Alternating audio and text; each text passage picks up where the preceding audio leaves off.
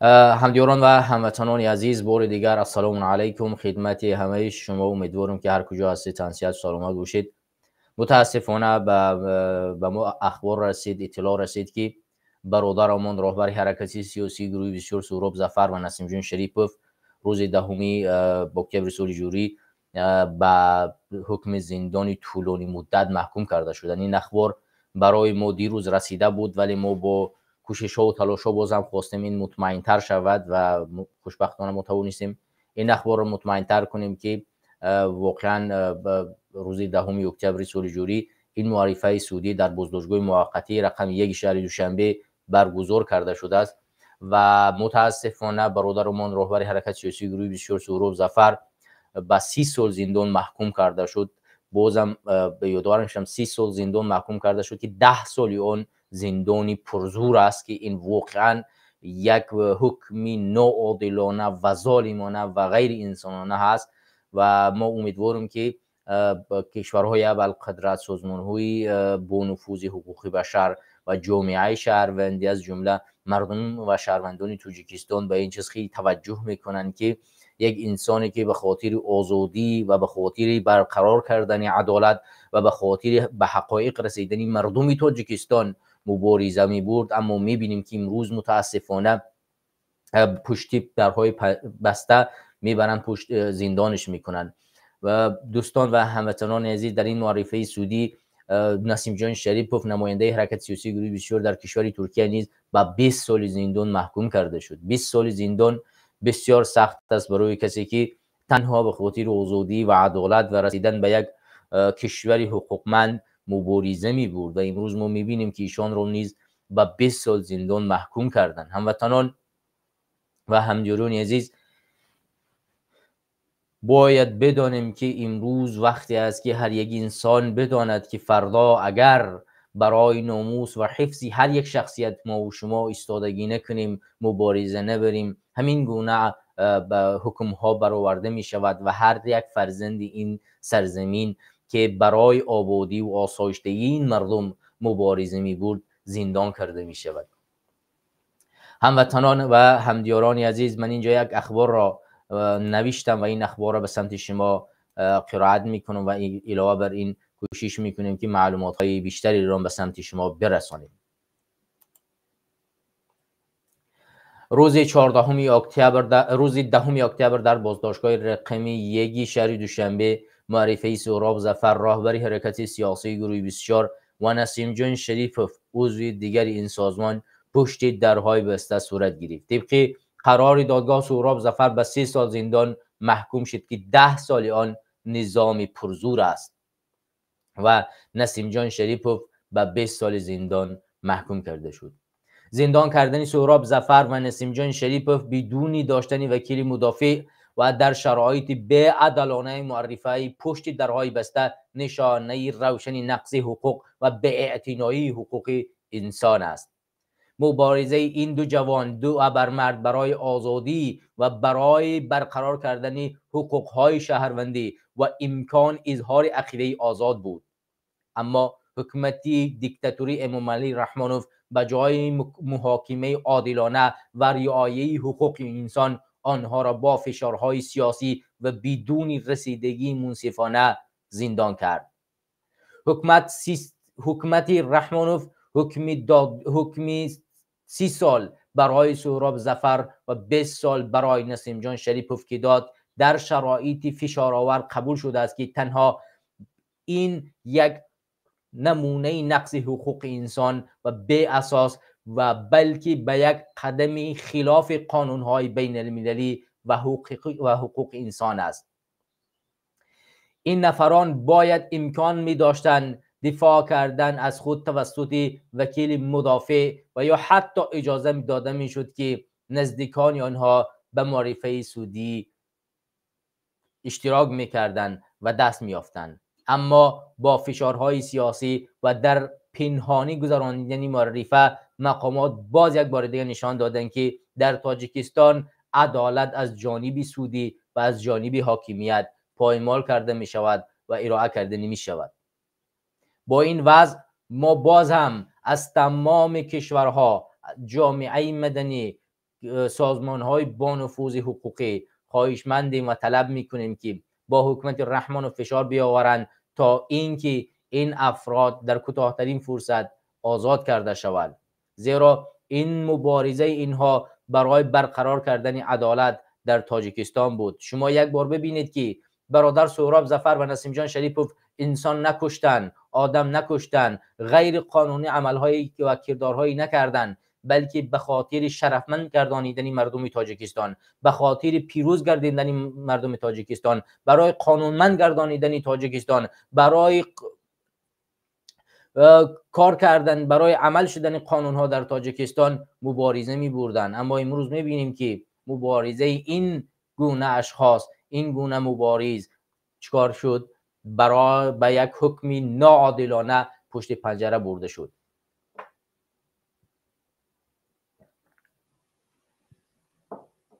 هموطنان عزیز، اگر ما و شما ادامه ندهیم مبارزه را، اگر ما و شما از حقوق این مبارزان دفاع نکنیم، اگر ما و شما تهیه و استراتژی یک برنامه دقیق رسیدن به انقلاب را نکشیم، دانسته بگیرید که همه گونه حکم ها از جانب این دادگاه های به اسم مستقل برآورده می شود و فرزندان اصیل این کشور پشت پنجره برده می شوند و مطمئن باشد که ده ها نفر دیگر به مانند این برادران پشت پنجره برده می شوند. نسیم جان شریپوف و سهراب ظفر این نمونه ای هستند که حکومت ظالم از کشور ترکیه غیر قانونی دزدیده به تاجیکستان برد. اینکه جنایتی بین المللی است. علاوه بر این چکار کرد؟ پشت درهای بسته بدون داشتن وکیل مدافع آنها را پشت پنجره برد. شما بدانید که، تصور کنید که فردا شما را به دادگاه میبرند و حتی توانایی گرفتن یک وکیل مدافع را ندارید و در کدام شرایط، تحت چه شرایط گذشتن معرفه دادگاهی شما معلوم و مشخص نیست. چرا؟ چون یک نزدیک شما، یک نفر از خانواده شما حق اشتراک کردن در چنین دادگاه ها ندارد و اجازت اشتراک در چنین دادگاه ها را برایشان نمیتیند و پشت درهای بسته شما را با چند سال بخواهند زندانی ابد، 30 سال 50 سال برده زندان میکنند. آن هم زندانی پرزور که آن شرایطش خیلی سنگین است و این ظالمانه زندان کردن راهبر حرکت سیاسی گروه 24 توسط این شخص، توسط این حکومت ظالم به جواب نخواهد ماند. مطمئن باشید که فرزندان اصیل این کشور برای دفاع کردن، برای قصد گرفتن از چنین قرارها تلاش خواهند کرد و برنامه دقیق خواهند کشید که آیندهش سرنگونی همین حاکمیت است. شما در گذشته دیدید که با کشتن مرحوم عمرعلی قوتوف که در سال 2015 توسط فرمان همین ظالم در کشور استانبول کشته شد، به شهادت رسانیده شد، حرکت سیاسی گروه 24 هیچ وقت پایان نیامد و مبارزه خود را برای برقرار کردن عدالت ادامه داد و سهراب ظفر نمونه مثالش در این جاده هست که او توانست مبارزه سیاسی خود را، حرکت سیاسی را چکار کند؟ پرزور کند و یک برنامه بکشد که ضربه سخت برای دیکتاتور امامعلی رحمانوف باشد. نمونه مثالش استقبال گرم رحمانوف در تمام دولت ها بود که اون تخم زدن به ماشین امامعلی رحمانوف یکی از نقشه های قوی برادرمان بود که توانست حکومت دیکتاتوری را در تمام جهان زیری پیش کشورهای ابرقدرت و سازمانهای با نفوذ ناچیز بگرداند و نشان بدهد که مردم تاجیکستان پشت این ظالمان نیستند و هیچ وقت از این ظالمان دفاع نمی کنند. و اگر امروز ما و شما خاموشی را اختیار کنیم و به حرکت‌های سیاسی و به جمعیت‌های مردمی و شهروندان و جامعه مدنی نپیوندیم، مبارزه خود را برای آزادی تاجیکستان پرزور و پرقوت نکنیم، دانسته بگیرید که همه گونه زندانها از جانب این حاکمیت پر کرده می شوند و هیچ دفاعگری برای این ملت، برای این سرزمین، برای استقلال کامل، برای دفاع آن پیدا نخواهد شد.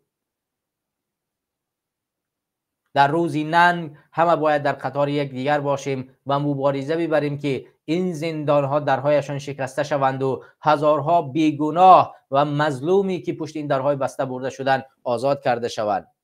زید سیدوف، مقصود ابراهیموف راهبر جوانان تاجیکستان و دهها سیاسیون دیگر که امروز بیگناه در پشت درهای بسته هستند و علاوه نسیم جان شریپوف و سهراب ظفر نیز با آنها علاوه شد. ملت عزیز من، هموطنان عزیز من، منتظر چی هستیم و چی را انتظار باید باشیم؟ آیا منتظر آن هستیم که کسی می آید و ما و شما را نجات می دهد؟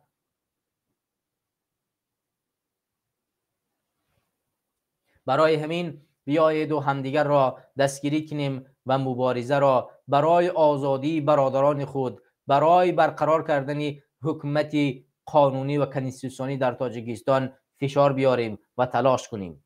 وگرنه در کوتاه‌ترین فرصت شما می‌بینید که همون فشارها از جانب کشورهای اول قدرت، از جانب کشورهای منطقه‌ای که نفوذشان در اونجا بیشتر است زیادتر می‌شود و تاجیکستان را در زیر کشورهای اول قدرت خواهید دید و مخصوصا روسیه، چین و دهها کشور دیگر که امروز برای ما تلاش میکنند کشور ما و شما را از خود بکنند. بیایید این اخبار را از سامانه رادیوی آزادی نیز برای شما بخوانیم و با هم این اخبار را بررسی کنیم.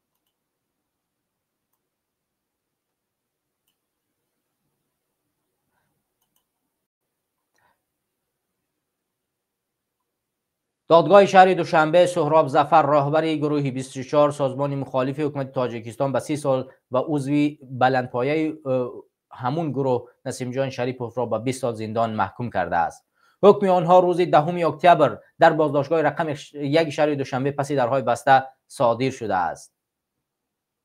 مقامات خبر تصدیق یا رد کردنی رد نکردند. دو منبع آگاه از معرفه روز 17 اکتبر بر رادیوی آزادی گفتند که دادرس حکم را با آنها داد که دادستانی طلب کرده بود.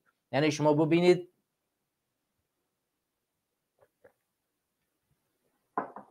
وقتی که ما میگوییم شاخه دادگاهی در تاجیکستان مستقل است طبق اساس قانون و سرقانونی ما که باید شاخه سودی در تاجیکستان مستقل باشد، در اینجا آشکار و روشن یکی از نماینده ها گفته است که ببینید آنها گفتند که دادرس حکم را به آنها داد که دادستان طلب کرد. یعنی وقتی که پلیس طلب میکند که فلان حکم برای اینها بیتید که فلان کار کرده است، ولی دادگاه چیکار میکند؟ از مستقلیت خود، از قانون اساسی این کشور، از کنستیتوسیون چیکار نمیکند؟ اطاعت نمیکند، بلکه با فرمان همین دادستان چیکار میکند؟ حکم هنگفته و برحم ظالمانه را برای اینها ارائه میکند.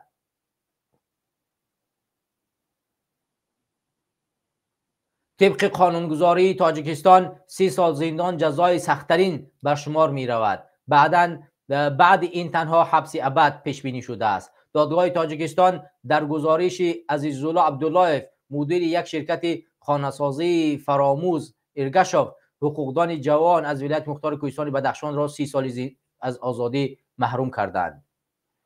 هر دو در صحبت آخرین خود در معرفه گفتند که از راه انتخاب کرده اشان پشیمان نیستند. سهراب ظفر گفت که از کسی پاره نگرفته، حق کسی را نخورده است و کسی را نکشته است و هیچ کار خلاف قانون بشری نکرده است که پشیمان باشد. او گفت به خلقم خیانت نکردم و سازمان ما هم تروریستی و افراطی نیست. و این ببینید که این یک جوانمردی است که در معرفه دادگاهی چنین حرف زد. این را میگویند راهبر. باید کسانی که به اسم خودشان را راهبر میگویند درس عبرت باشد برایشان که در معرفه سودی در نزد ظالمان چنین حرف را باید زد. این را مردانه و جسورانه میگویند و هر کسی توانایی چنین سخن را ندارد. ببینید بار دیگر گوش کنید که چی گفت برادر سهراب ظفر.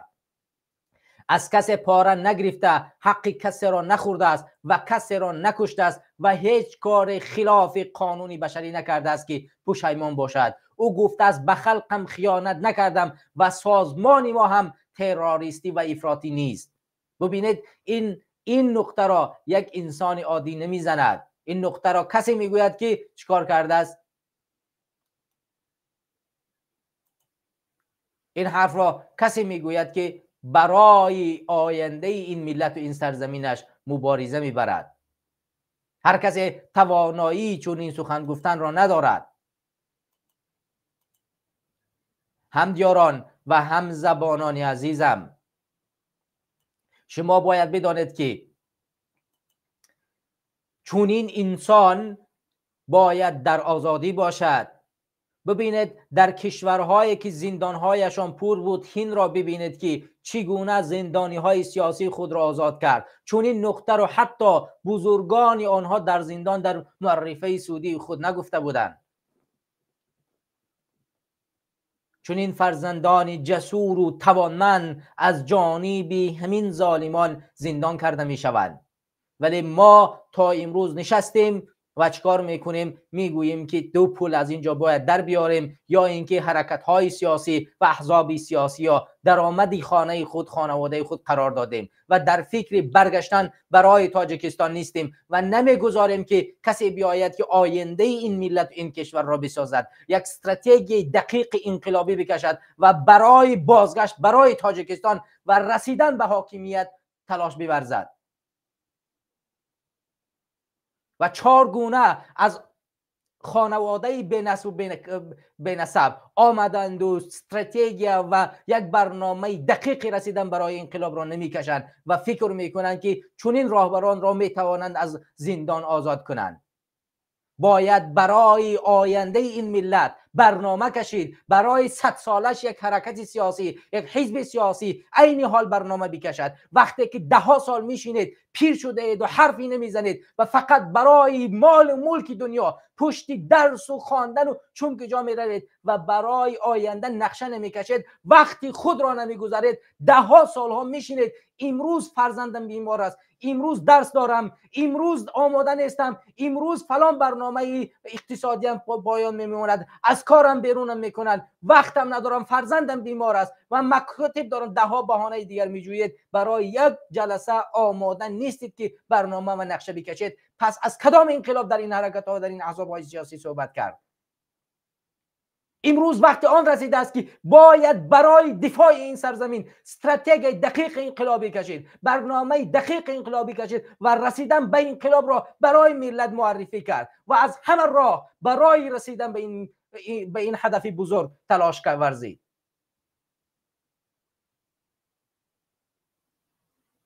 یک گلستوک را، یک گردنبند را در گردن خود بستن، در یک کنفرانس صحبت کردن، یک برنامه کشید و یک پاست چاپ کردن در فیسبوک و توییتر و سامانه این سامانه معنای پیروزی و مبارزه را نشان نمیدهد. مبارزه یعنی داشتن یک برنامه، یک استراتژی دقیق انقلابی برای رسیدن به آن و بعداً ساختن حاکمیت. این چگونه مبارزه است؟ این چگونه رفتار و اخلاق است؟ شما کجا را نگاه میکنید؟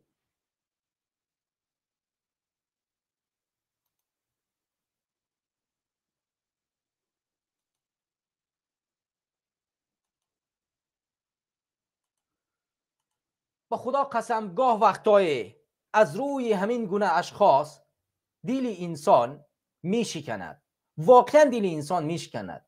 چگونه ما میتوانیم چنین بزرگا را به مانند سهراب ظفر و نسیم جان شریفوف در زندان بگذاریم؟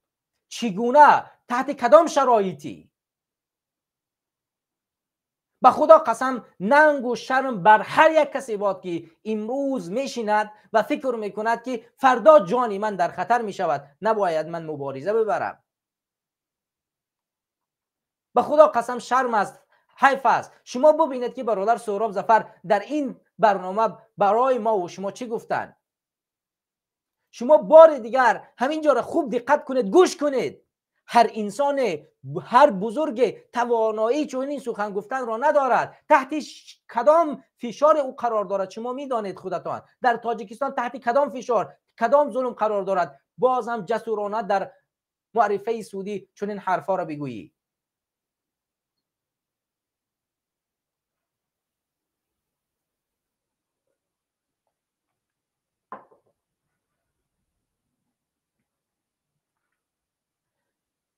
او افزود وضع سهراب ظفر و نسیم جان شریپوف خوب به نظر می رسید و ظاهرا به اعلان حکم آماده بودند. این منبع گفت که آنها یک هفته دیگر فرصت دارند که برای بازبینی حکم به زینه‌های بالای دادگاهی شکایت کنند. دادرس پرسید که شما نمیدانستید که کارتان جنایت است و روز در نزد قانون جواب میدهید؟ سهراب ظفر گفته است نه تنها بازداشت و زندان شدن، حتی کشته شدن را هم انتظار بودیم. شما این نقطه را درک میکنید؟ شما ببینید برادر سهراب ظفر میگوید که نه تنها زندان بلکه کشته شدن را نیز من انتظار بودم. کشته شدن برای من شرف بود، به خاطر همین ملتی که امروز وقت زندان میشه میبرند میکشند، حرف کسی نمیزند. بازم جسورانه توانمندانه بدون هراس میگوید که من نه تنها برای زندان بلکه برای کشته شدن نیز آماده بودم که شاید هم کشته شوم.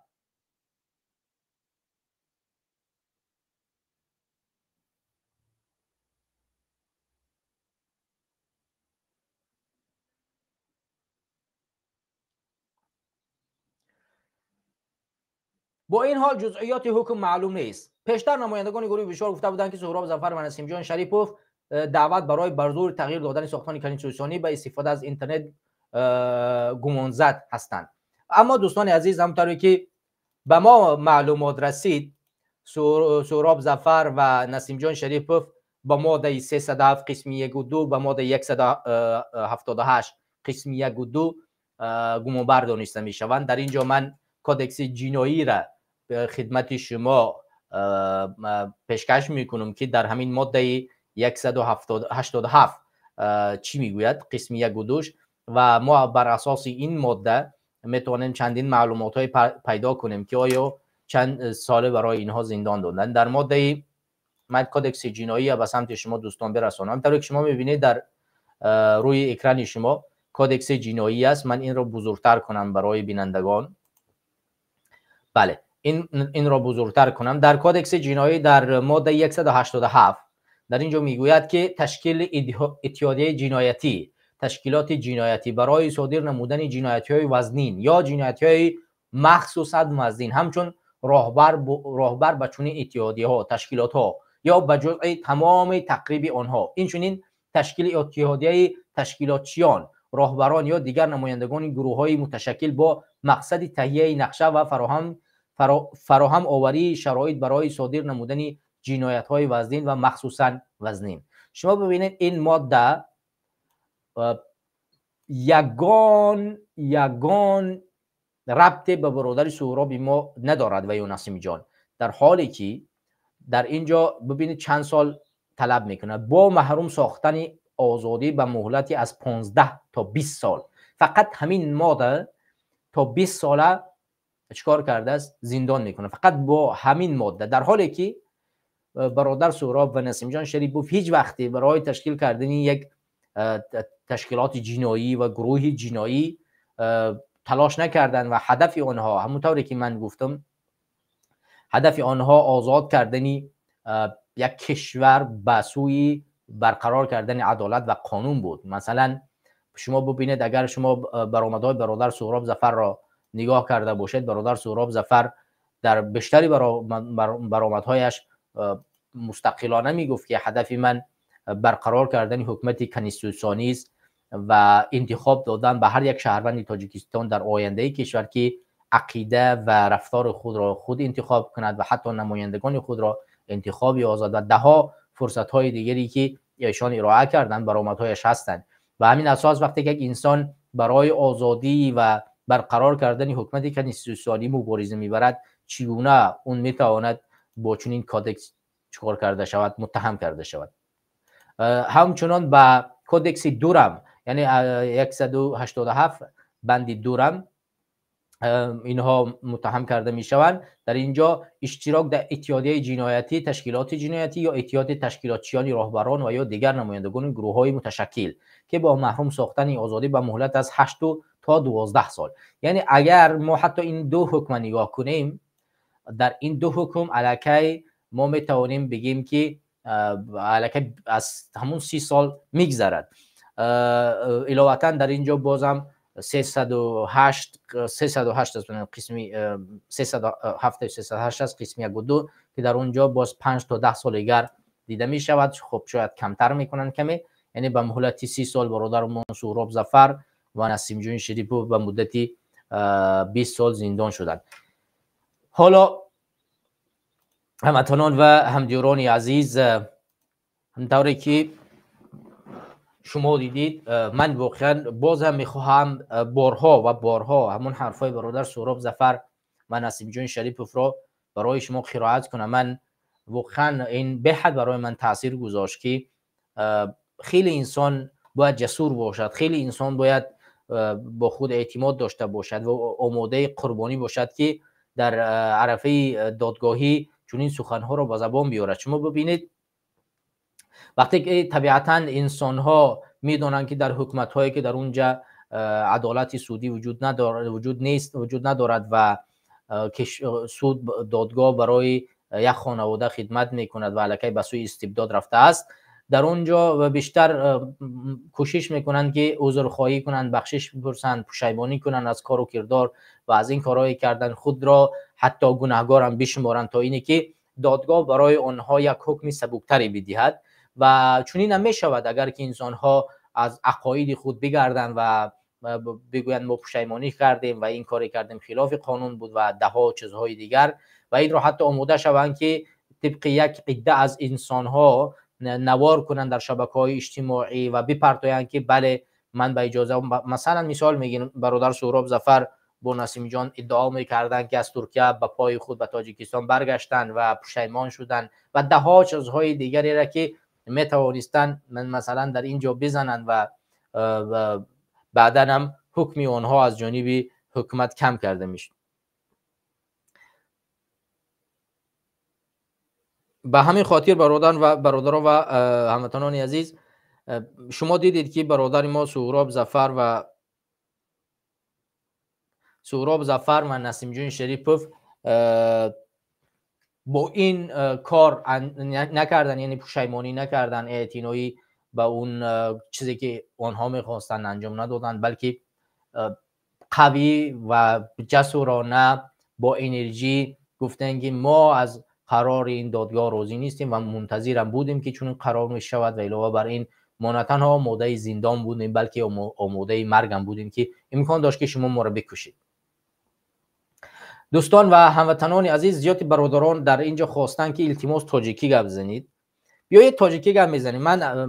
من از همه شما عذر میخوام برادران و هموطنان عزیزم که واقعا من زبان کوچکی را نه اونقدر زیاد یاد دارم و من کوشش میکنم که با کوچکی گپ بزنم، اگرچه من از منطقه ناحیه رشت از غرب هستم.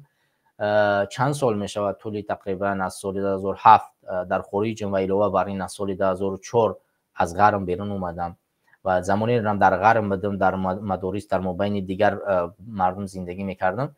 زیاد زبان کوچکی را یاد ندارم و همین خاطر از شما بخشش میپرسم اگر که من در سطح بالاتر صحبت کنم که شما نفهمین من کوشش میکنم که چی کنم ساده تر صحبت کنم. برام سخته ساده تر صحبت کنم، بعضی شاید تعداد انسان‌ها فکر کنن که من وقتی ساده صحبت میکنم شاید سطح سواد پایان باشد یا اینکه یگون فکرهای دیگری بکنن، ولی به همین خاطر رو من کوشش میکنم تلاش میکنم که آسان‌تر برای شما صحبت کنم. رو من تاجیکم، از تاجیکستانم و از ناحیه رشت، از شهری از ناحیه رشت، از دهاتی شول جماعت نصرت الله مخصوم و در همونجا تولد شدم، در همونجا بزرگ شدم، مکتب رو در اونجا خواندم. هم مثل همه شما به خارج کشور سفر کردم برای تحصیل، کار و زندگی. همه شما. من هیچ وقت خدمت کدام ملتی دیگری نمیگیرم، از کجای دیگری نمیگیرم. ولی متاسفانه ببخشید که دیگه زبانی من همین است دیگر. اگر قبولش میکنید قبول کنید، قبول نمیکنید قبول نکنید، ولی من با همین زبان صحبت میکنم. خب کوشش میکنید اگر غرمی تو فورا برادرو با همون زبان غرمی کم کم صحبت میکنیم، خیلی کم ولی گپ میزنیم کم کم. اینا بیاین کم کم غرمی گپ بزنیم که بازم نگین که من غرمی نیستم. خیلی نبیاین علی جون ای چی صحبت کنیم، ای برادران سهراب نسیم جون گپ زنیم که با زبان کوچگی همون خیلی که به ما رسید نسیم جون شریف و سهراب ظفر متاسفانه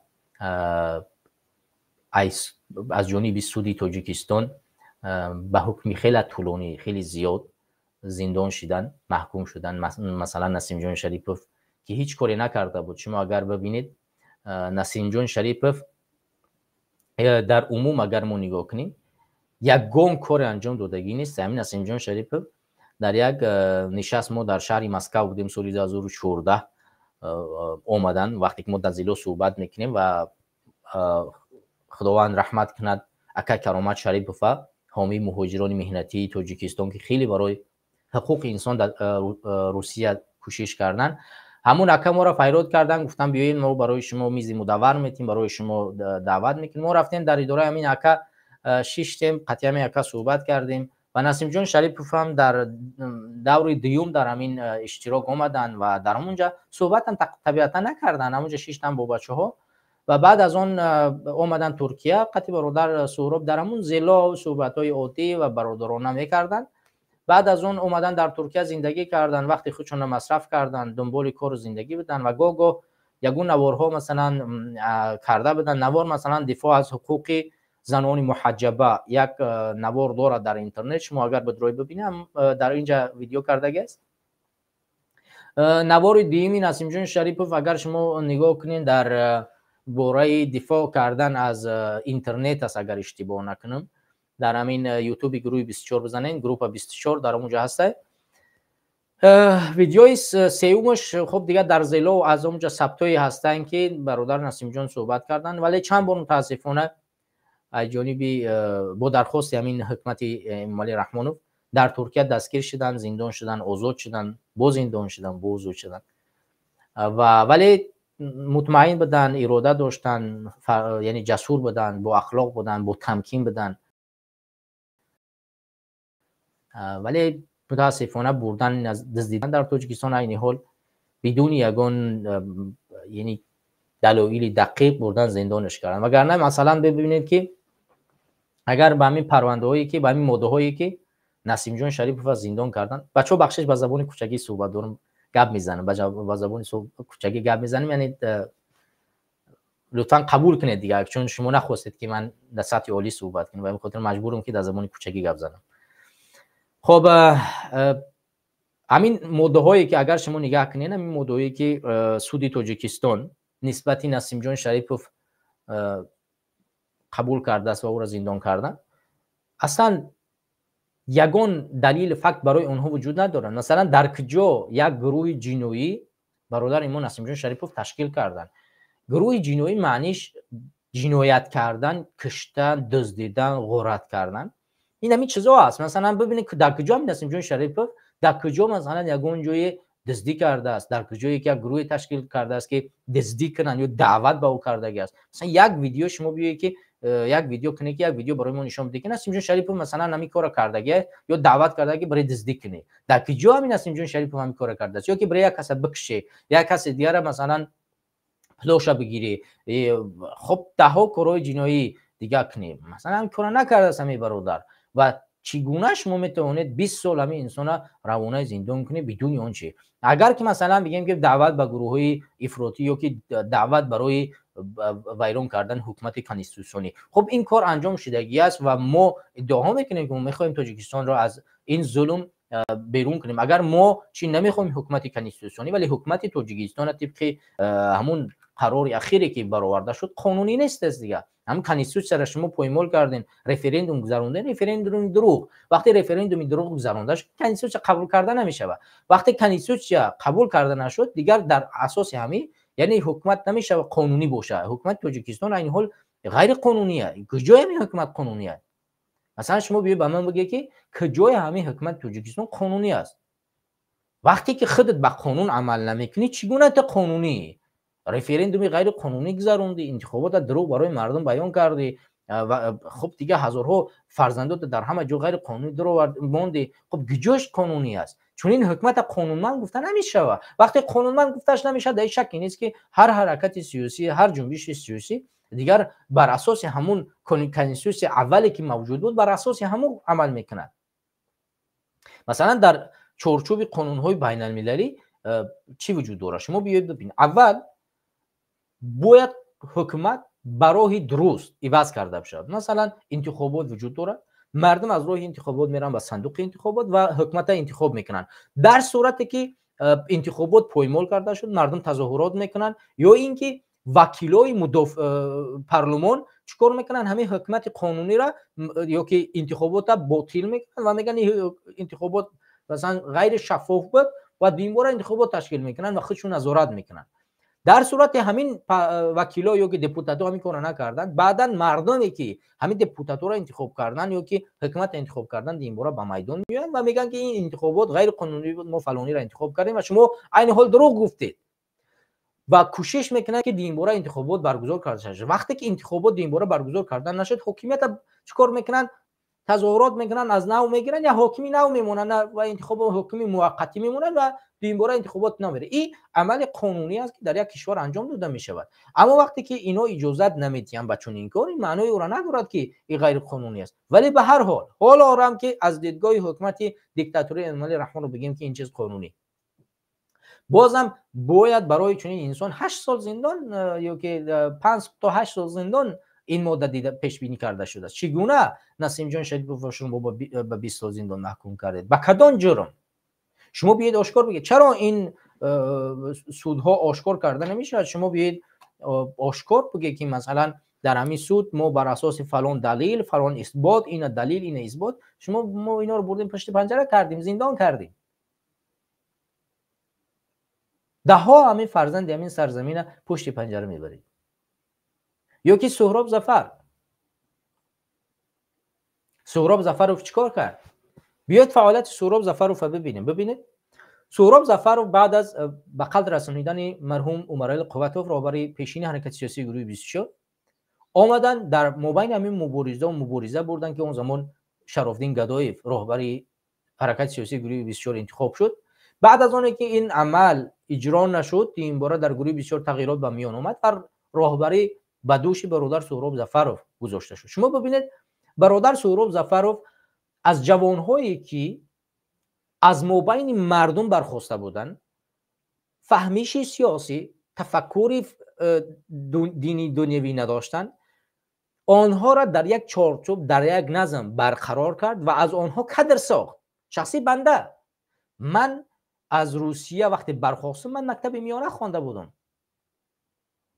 برای من وقتی که من آمدم گفت که برادر رو زمان من به اسم انصاری میشناختن. گفت برادر انصاری امروز فعالیت خودت برای آموزش و آماده شدن یک کادر آماده شده است و شما باید دنبال این چی باشید. ما رفتیم در کشور سوئد یا که شویتسیا تلاش کردیم که اول زبان آموختیم، بعد از زبان رفتیم وارد کالج ها شدیم، بعد از کالج ها مکاتب بالایی و همین درس خواندیم و بعدا وقتی که وارد کشور انگلستان شدیم بازم قدم اول گفت که برادر من در خودت آینده بخش خارجه رو میبینم، باید خودت برای بخش خارجه شدن 2 مطلب را باید دقیق بخونی. اول دیپلماتیا، دوم زبان انگلیسی در سطح عالی. من این کار انجام دادم، تا حال من در سطح عالی با زبان انگلیسی صحبت میکنم. یعنی از انسان‌هایی که عادی بودن و با کارهای معمولی در روسیه مشغول بودن، از اینها کادر ساخت و اینها را به نظم درآورد. مثلا شما فعالیت سال 2015 را یک بار نظر کنید، در اونجا عکس‌های قبیح از جانب مخالفان نشر کرده میشد، حرف‌های بدون سنجش گفته میشد، ده‌ها بدون نظم و بدون راهبریت هر کسی هر کاری میخواست انجام میداد. ولی وقتی که راهبریت به دست همین برادر سهراب ظفر خورد، اینها رو به نظم درآورد، یک چارچوب درست انجام داد. برای همین وقتی که ما میگیم چون این مردها باید قدردانی کرده شوند، باید قدردانی کرده شوند. یعنی کجا جنایت است وقتی که یک عده از جوانایی که برای برقرار کردن حکومت کنستیتوسیونی برمیخیزن، اونها را میاری به نظم، یک برنامه دقیق برایشان میکشی و برای آینده ملت آنها را میسازی. این مگر جنایت است؟ با کدام اساس شما اینها را میبرید زندان میکنید؟ من برادران و هموطنان گرامی لینک همین برنامه را برای شما میگذارم و اگر دوستان بخواهند پیوست شوند میتونن پیوست شوند. تا زمانی من عین حال کوشش میکنم که این لینک برای شما بگذارم و اگر شما بتوانید پیوست شین و صحبت در همین مورد ان شاء الله ادامه میدیم. علاوه بر این برادران عزیز و خواهران، من بازم کوشش میکنم که معلومات های بیشتر، من عین حال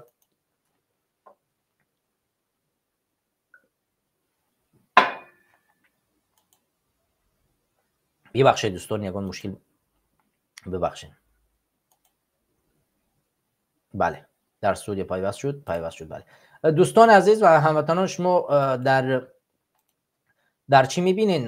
من لینکی که روان کردم برای من کامنتاری بنویسین و هم من در چی پرداختم در یوتیوب در زیر همین نوشتن همین و در فیسبوک ما گذاشتم همین لینک پیوست شدن به استودیو را و علاوه بر این در نظریاتی که ما و شما چت میکنیم در همون چت لینک همین پیوست شدن به استودیو را گذاشتم. دوستان اگر صحبت داشته باشن راجع همین موضوع میتونن پیوست شوند. برای همین ما کوشش میکنیم که دوستان بازم برنامه رو ادامه بدیم. یک دوستی ما نوشتن که اینجا ذکر کردن که ماده 179 برادر در اونجا بر 187 اینها را اتهام میکنن. 179 نه اگر اشتباه نکنم، بر اساس می برادر احمد بر اساس ماده 187 است.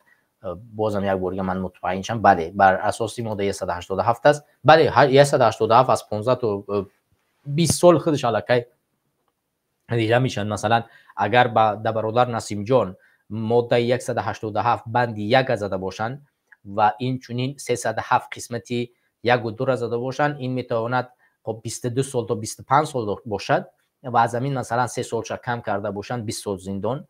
و برادر سهراب ظفر ماده 387 قسم 1 و 2 که خودش علاقه 20 سال و 25 و 30 سال میگذرد و علاوه بر این از 307 قسم 1 و 2 استفاده برده باشن، تقریبا میشود 30 و چند سالش را کم کرده باشن 30 سال.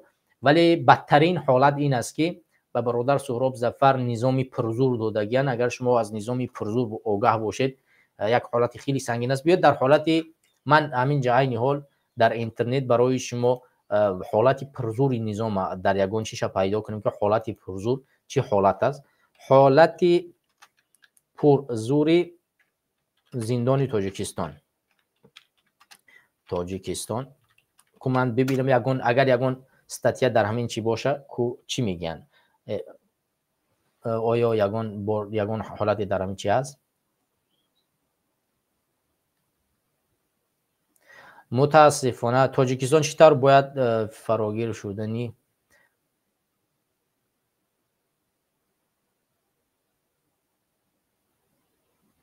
نه متاسفانه در باره زندان های تاجیکستان یگان استاتیا پیدا کرده نمی شود. من حوزی بخشی کاری را میگم انشالله یگان استاتیا خوبتری از اینترنت برای ما پیدا کنن. و ایلا برای این دوستان ببخشید من اینترنت مشکل پیدا کرده است. من یک از حضور شما یک ثانیه خارج میشم و دوباره برمیگردم. اگر شما اجازه بدید من برق زنی تلفن و بیارم تلفن رو برق بزنم یا که به اصطلاح روسی تلفن رو در ذریعه بزنم.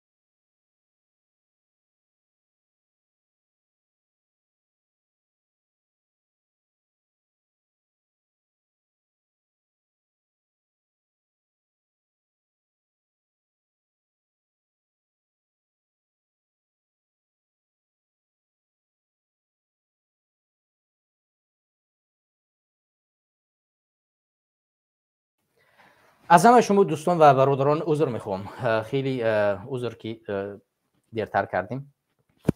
متاسفانه اینترنتی من برق تلفن من تمام شد. برادران صدای من خوب است، آوازم ساز میروند و سطح زبانم پایانتر کمک اومد، کمک کوچکی صحبت دارم گپ میزنم. امیدوارم که بفهمین صدام، یعنی بفهمین که چی میگم. به خاطر که زیادی بچه‌ها در کامنتاریو زیاد نوشتن که من کم کم تاجیکی صحبت نمیکنم یا اینکه لهجه دیگری را استفاده میکنم یا سطح بالاتر صحبت میکنم که برادران نمیفهمن.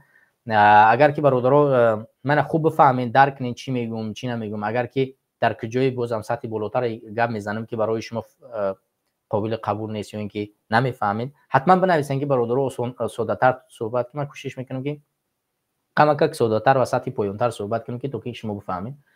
برادران و هموطنان گرامی، من همطوری گفتم از بخش تیم ان شاءالله میگین که برای ما، من می که برای نظام پرزور تاجیکستان یک چی برای ما روی کنه که ببینیم که چی است نظام.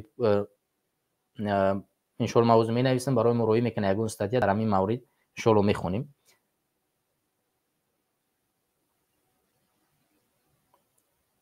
خب بله،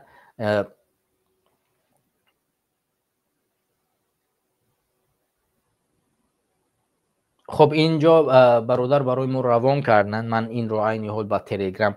تشکر برادرایی که من گفتم برام روان کنین، برام روان کردین. من این روزی برای بینندگان میرسونم و ان شاءالله که تشکر که در کوتاه‌ترین فرصت به نظرم برنامه را گوش داشتن، برادرها روان کردن و ان شاءالله که بازم کوشش میکنیم که معلومات بیشتری باشد برای شما برسونیم. من این را به سمت شما دوستان میخوانم که نظام پرزور چگونه نظام است. خب دوستان گرامی، هموطنان عزیز، طبقی که به ما یک استاتیا روان کردن درباره نظام پرزور در تاجیکستان. نظام پرزور در تاجیکستان یکی از شدیدترین نظام‌های ادای جزا میباشد که برای محکوم شدگان دارای جرم‌های وزین و خطرناک تطبیق می‌شود. در دایره این نظام محبوسان در شرایط سخت‌تر نظارت و محدودیت‌ها نگاه داشته می‌شوند. این شرایط‌ها می‌تواند چنین جنبه‌ها را در بر بگیرد. اول، محبوسان تنها تحت نظارت دائمی مأموران زندان و کامراهای نظارتی قرار دارند. هر یک حرکت و فعالیتشان با دقت پیگیری می شود. دو، محبوسان در دایره محدودی فضا و زمین فعالیت می کنند. امکان کم داشتن تماس با دیگر محبوسان و دسترسی با بیرون را دارند. سه، در بعض حالتها آنها می توانند در شرایط تنهایی نگاه داشته شوند که این با حالت روانی و جسمانی آنها تأثیر منفی می رساند. 4، در نظام پرزور محبوسان کمتر امکان ملاقات با اعضای عائله و وکیلان دفاع را دارند. دسترسی به مواد اطلاعاتی یا کتاب‌ها و واسطه ارتباطی نیز می تواند خیلی محدود باشد. 5، در بعض حالتها محبوسان می توانند به کارهای مجبوری جلب شوند که شرایط آن نیز سخت‌تر از دیگر زندان‌ها است. خب دوستان، اینجا 5 نقطه خیلی این یک بار دیگر من این را بار اول با شما دوستای عجیه میخوانم.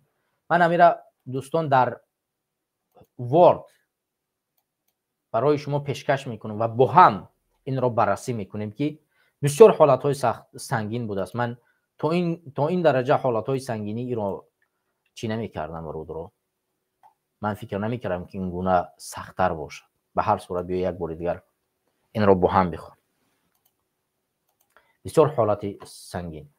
برادرها اگر کسی پیوست شدن باشن میتونن پیوست شوند روند برنامه و من ان شاءالله که من یک بار استودیو را ببینیم که برای پیوست شدن من برای شما یک بار نموده باشم. نه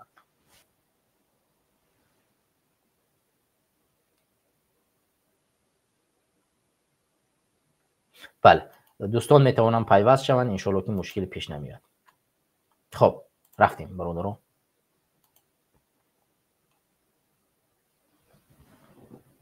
خب من اینجا میبینم.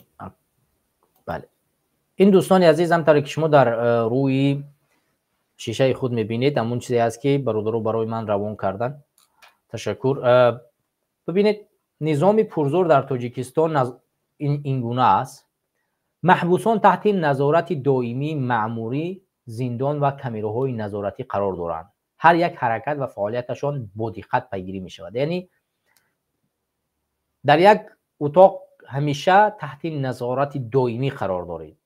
هیچ گونه برایت اجازه داده نمی شود که از هیچ گونه چیزها استفاده کنید. یعنی در همه شرایط رفتن هر قدم گذاشتن تماس گرفتن همه چیز اداره کرده می شود.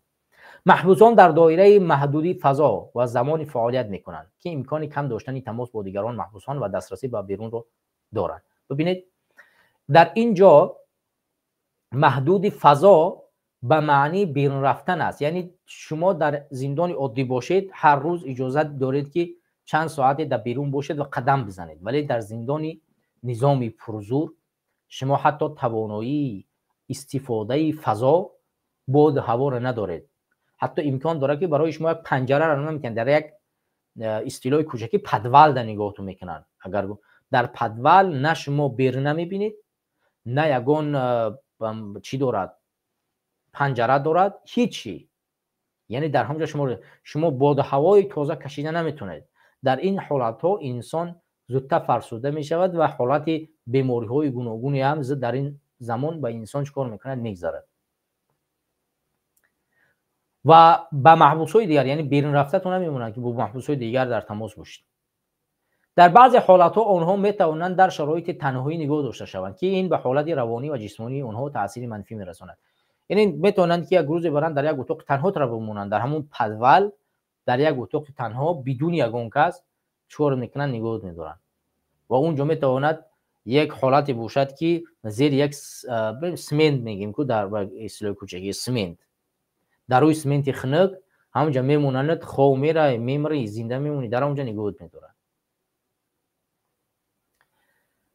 در نظام پرزور محبوسان کمتر امکان ملاقات با اعضای عائله و وکیلان دفاع را دارند. دسترسی به مواد اطلاعاتی، کتاب یا واسطه ارتباطی نیز میتواند خیلی محدود باشد. حتی ببینید با خانواده‌تون مثلا اگر شما در یک زندان عادی باشید میتوانید یک مرتبه یا دو مرتبه در یک ماه با خانواده‌تون ملاقات کنید و در یک ماه به نظر اشتباه نکنم 3 روز است شما میتونید با خانواده‌تون، اگر شما همسر داشته باشید با همسرتون 3 روز یک اتاق علاهیده بیاید همسرتون با شما و 3 روز با شما بماند. ولی در محبوسی در زندانی خیلی سخت در این حالت هیچ امکانی وجود ندارد و شما چیکار میکنید؟ متاسفانه نمیتوانید ملاقات کنید نزدیکانتون رو. و علاوه بر این ببینید با مواد اطلاعاتی برای شما کتاب نمیتین و وسایل ارتباطی یگان مثلا چه نامه بنویسی نامه بیاری، هیچ گونه این چیزها رو برای شما متاسفانه فراهم نمیسازند. پنجم، در بعضی حالت‌ها محبوسان میتوانند با کارهای مجبوری جلب شوند. این نقطه که شرایطشون خیلی سخت‌تر از دیگر زندان‌ها است. ببین اگر شما دوستان و هموطنان بدونید واقعا در زندانی که شما را در زندان پرزور کار می‌فرمایند از کارهای خیلی سختی استفاده برده می شود که اون کارها واقعا انسان را به هلاکت میرساند. مثلا یک گونه از کارهایی است که بوی همون یا که همون فشاری که از همون میآید انسان به هلاکت میرسد. شاید 10 سال تاب نیارد، 5 سال تاب نیارد، 3 سال تاب نیارد، وابسته به همون سلامتی انسان است. یا خیلی انسان سلامتیش اصلا چند روز این را نمیپذیرد و چنین زندان ها به انسان های مانند سهراب ظفر دیده شد. باز هم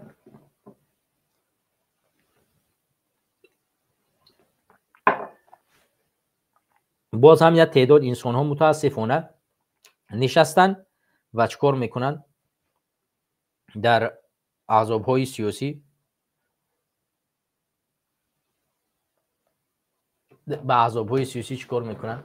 حرفایی میزنن که هموطنان و همجوران عزیز، ما باز هم به شما مراجعت میکنیم که بیایید با هم کار کنیم. من بنده عبیدالله ناصروف که با اسم عبیدالله سیدی برنامه ها ما پیش میبرم. از همه شما دعوت میکنم که بیایید از عالمان، دانشمندان، روشنفکران، نخبگان سیاسی بیایید با هم یک استراتژی دقیقی رسیدن به انقلاب رو بکشیم. وقتی آن رسیده است که باید بر بگردیم و این زندان ها را درهایشان رو بشکنیم و کشور تاجیکستان را به یک کشور قانونمند بر بگردانیم. در غیر صورت هر روز این گونه کارها در تاجیکستان انجام داده می شود و فرزند هر یک مادری پشت پنجره برده می شود و فرزندان این کسانی که امروز در زندان هستند صغیر و ضعیف میمانند که هیچ کسی با اونها کمک نمی کند. بیایید با هم، کسانی که توانمند هستید، علمتان کجاست، تواناییتان کجاست، قلمتان کجاست، بیایید با هم کار کنیم. بیایید ملت را از این ورطه بحران نجات بدهیم. منتظر من تقریبا در چند برنامه خود و مخصوصا در برنامه‌ای که روزی سه‌شنبه داشتم، در برنامه قدرت و حقیقت، این نکته را خیلی واضح و روشن، یعنی خیلی واضح و روشن گفتم که برادرها به امید احزاب‌های سیاسی نشوید، بیایید با هم کار کنیم. من نمونه مثالش رو برات گفتم که آماده یک روز شیشتن جلسه رو برای یک استراتژی ندارن، نیستن آماده نشستن نیستن، حالا چی برسه برسیدن به اون. یک تعداد انسان ها به خاطر منافع شخصی، منافع خانوادگی که درآمدشان شاید از احزاب یمین، از همین جنبش های سیاسی باشد، نمیخواهند که یک استراتژی دقیق کشیده شود و به تاجیکستان بر بگردند و شاید هم منتظر آن که شهروندی بگیرند تا اینه که بعد آینده بتوانند کشورهای ابوالخطر هر چیزی فرار کنند بگریزند. برادران و هموطنان عزیز، امروز منتظر هیچ انسان نباید شید، از خودمون باید آغاز کنیم. بیایید نقشه بکشیم. بیایید بچه‌هایی که در تاجیکستان هستید، من شماره تلفنم رو در همینجا تلگرامم رو میگذارم، بیایید برادرها با هم کار کنیم، بیایید با هم نقشه بکشیم، با این حکومت ضربه بزنیم. من آماده برنامه‌های جدید هستم در داخل وطن. بیایید با هم، بچه‌هایی که در تاجیکستان هستید بنویسید، بیایید با هم کار کنیم. بچه‌هایی که در روسیه هستید، تاجیکستان سفر دارید، بیایید با هم نقشه بکشیم، بیایید با هم برنامه بکشیم، از برنامه‌های خرد آغاز کنیم. حد امکان 4 نفری که در این کارا دست میزنه درس عبرتشون بدیم. بیایید با هم صحبت کنیم، بیایید با هم گپ زنیم. من آدمخور نیستم یا مثل دیگه کارا یک انسان عادییم. بیایید با هم بشینیم صحبت کنیم، گپ زنیم. هر روز ساعت‌ها، روزها برای شما جدا میکنیم تا اینکه که بشینیم برای برگشتن تاجیکستان برنامه بکشیم. کسانی که علم دارید با علمتون بیارید، کسانی که با پولتون با مالتون بیارید، کسانی که با توانمندی جسمیتون آماده کار و کردار در تاجیکستان هستید، بیایید دیگه برادرها.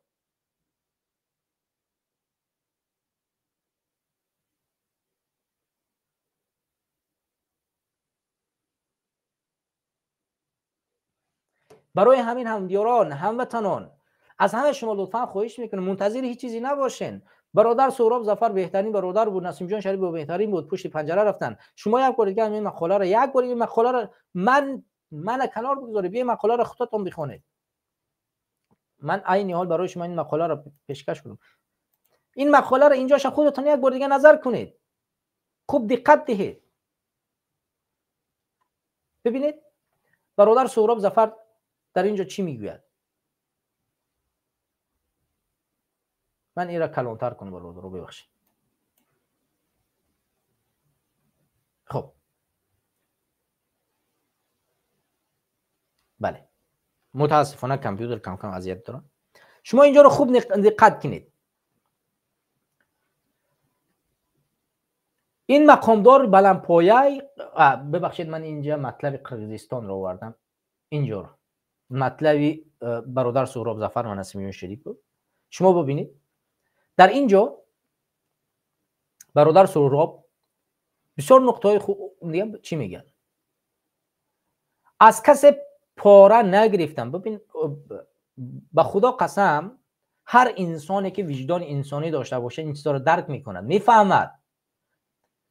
اگر شرف داشته باشید، ناموس داشته باشید، انسان باشید، مسلمان باشید، شهروند تاجیکستان باشید، این چیزا درک میکنید که یک انسانی یک انسان عادی، یک انسانی که این حرف نمیزنه، این انسان واقعا جسور و توانمند است که حرف زده است. شما باید برای چنین برادران ایستادگی کنید. ببینید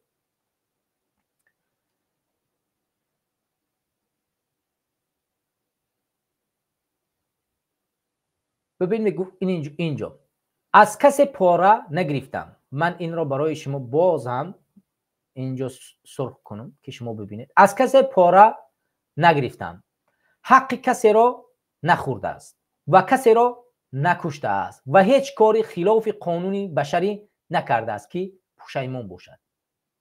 او گفت به خلقم خیانت نکردم و سازمان ما هم تروریستی و افراطی نیست. در داخل وطن، در پیش معرفه سودی، در پیش دادگاه، در پیش پلیس‌ها، در پیش ظالما این حرفا را به گوش آنها زد. یا تعداد انسان‌ها یا نقطه حرف زدن را بلد نیستن، میترسن. اولو چی برسد با چنین بلند، با چنین نقاط بلند گفتن؟ یا نقطه خیلی عادی را بلد نیستن بگن.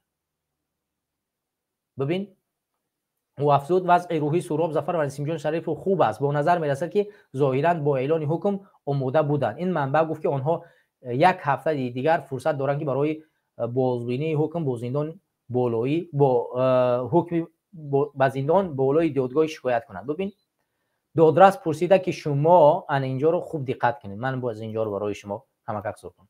دادرس پرسید که شما نمیدانید که کارهایتان جنایت است و روز در نزد قانون جواب میدهید. ببین سهراب ظفر گفت نه، تنها بازداشت و زندان شدن، حتی کشتن شدن هم انتظار بودیم. یعنی نه تنها زندان بلکه کشتن شدن هم انتظار بودیم. یعنی انتظار بودیم که امکان داشت که ما را بکشد.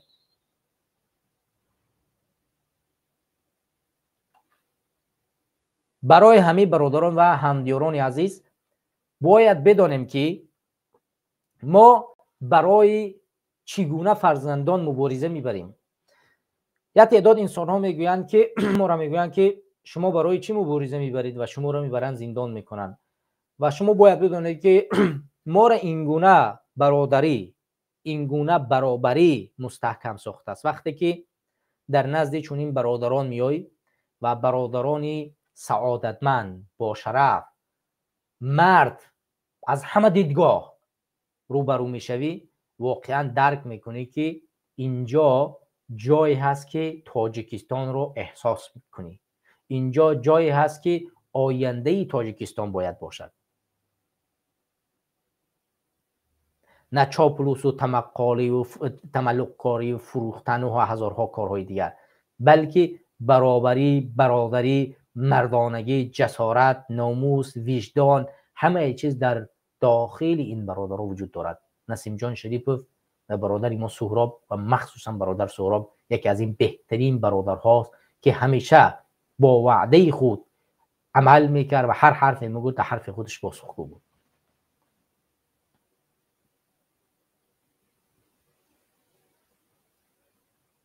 برادر سهراب ظفر وقتی که برادر عمرعلی قوتوف مرحوم رو به قتل رساندن، به شهادت رسانیدن، تهمتش کردن که این انسان جاسوس است و قتل رو همین کرده است و شخصی بندرم در اینجا شک کرده بودم، ولی به مرور زمان برادر ما نشان داد که جسارت و توانمندی و پیروزی از آن کسی است که چیکار میکند؟ به احساسات دادن نمی شود و نمیگوید که من این کار نکردم، بلکه میگوید برادر صبر کن، صبر کن، من به تو نشان میدم که من همین کار انجام دادم یا ندادم.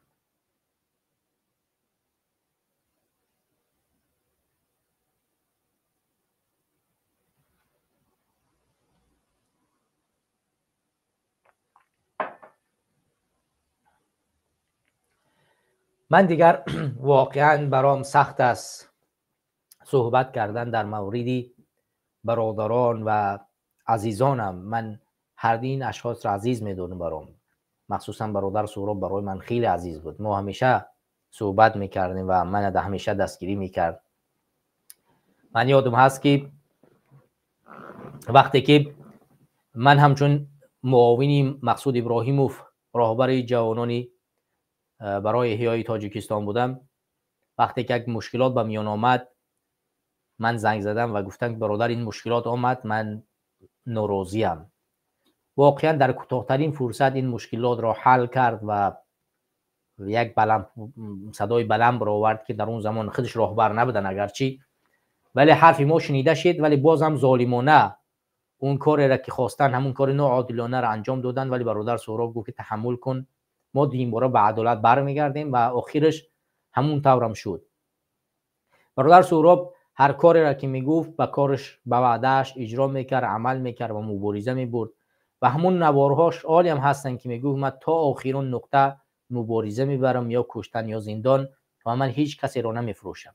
شما مطمئن باشید که چون این اشخاص وقتی در روی دادستان حرف هم میزند که من نه تنها آماده زندان بلکه آماده کشته شدن بودم، حرف یک نفر شما را به فروش نمیگذارد و یک نفر شما را به اینها نمیفروشد، یگان استراتژی، یگان برنامه را برای اینها نمیدهد. مطمئن باشید، چون این فرزند جسور توانمند فرزندی است که برای آینده این کشور مبارزه برده و مبارزه میبرد.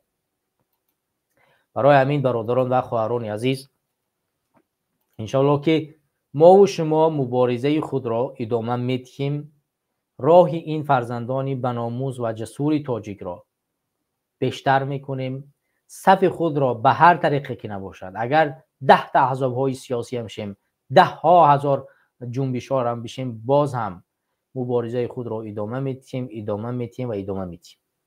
مطمئن باشید که منبعی که اخبارها را رساند باز هم اگر برساند برای شما ما میرسانیم و مطمئن باشید که باز هم مبارزه خود را ادامه میدیم تا زمان پیروزی برای این راه و هدف والایی که ما گذاشتیم.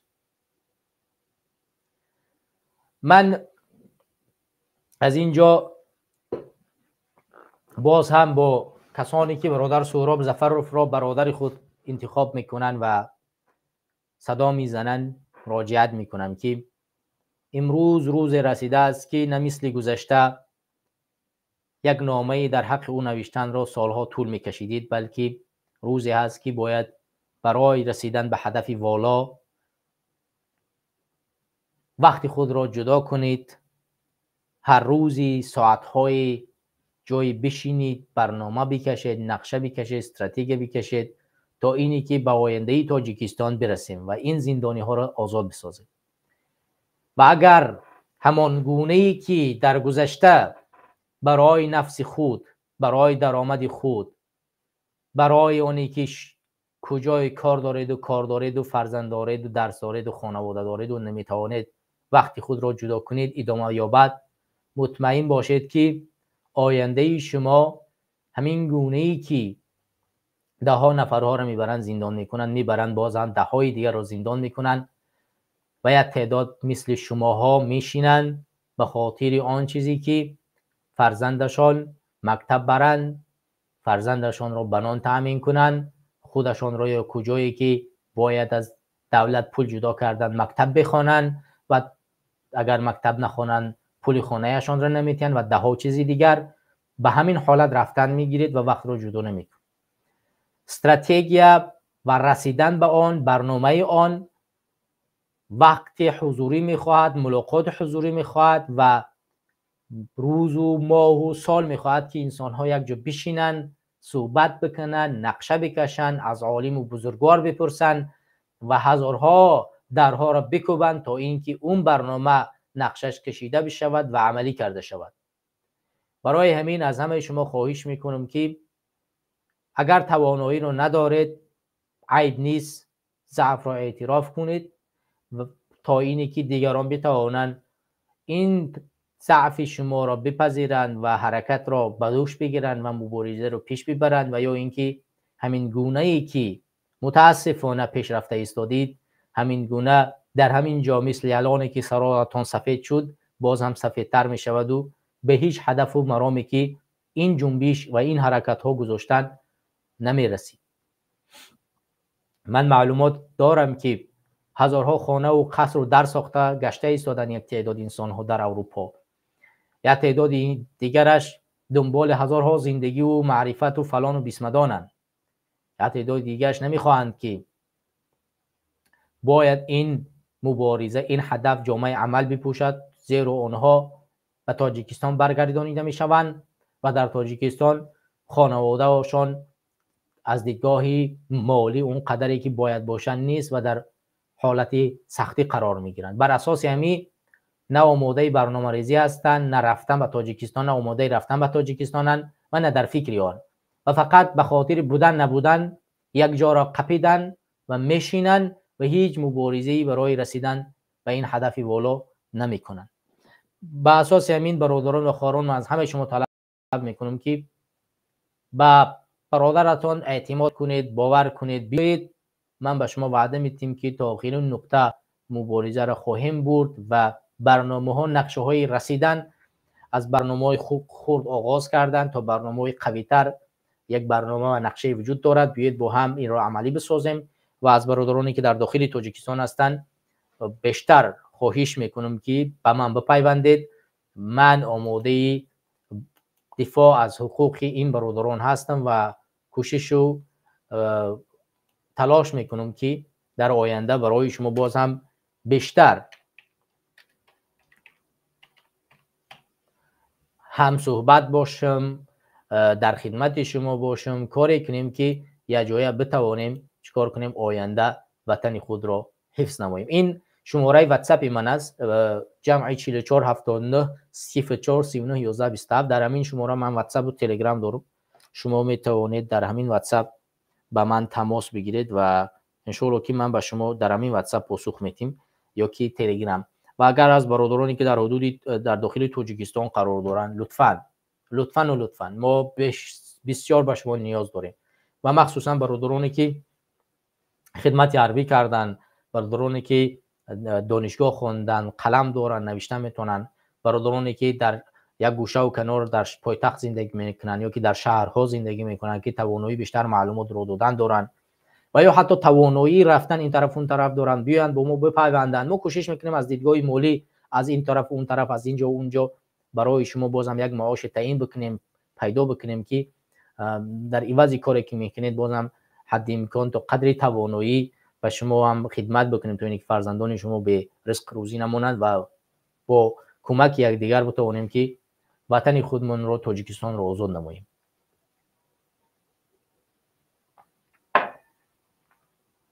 بار دیگر دوستان و هموطنان عزیز، من به سمت شما اطلاع میرسانم که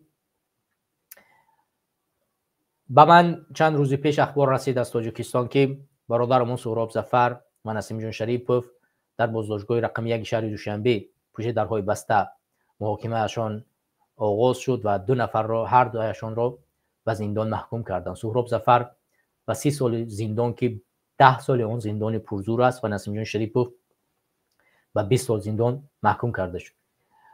این اخبار را به خاطر مطمئن شدن من منتظر بودم تا اینکه از منبع‌های دقیق مطمئن شیم. تشکر از رادیوی آزادی که توانستن با از این طرف اون طرف از منبع‌های خود این اخبار را به سمت بینندگان بازم و خوانندگان خود برسانند و من تشکر میکنم از ایشان و من مطمئنم که در آینده تاجیکستان ما و شما بتوانیم برای این فرزندان خدمت بکنیم و کاری کنیم که این فرزندان در کوتاه‌ترین فرصت از تاجیکستان آزاد شوند. و برادران و خواهران عزیز، این حکم ناعادلانه و غیر انسانانه و ظالمانه را محکوم میکنیم و از سازمان‌های با نفوذ از جمله سازمان ملل متحد، خانه آزادی و دیگر سازمان‌های حقوق بشر و علاوه بر این از کشورهای با نفوذ به مانند کشور امریکا، کشور روسیه که اگرچه خودش یک کشور امروز ظالم است هیچ امیدی نیست، باز هم طلب میکنیم که دخالت کنند در قضیه برادرمان سهراب ظفر و نسیم جان شریپوف که آنها را حکومت رحمانov در کوتاه‌ترین فرصت از زندان آزاد کند.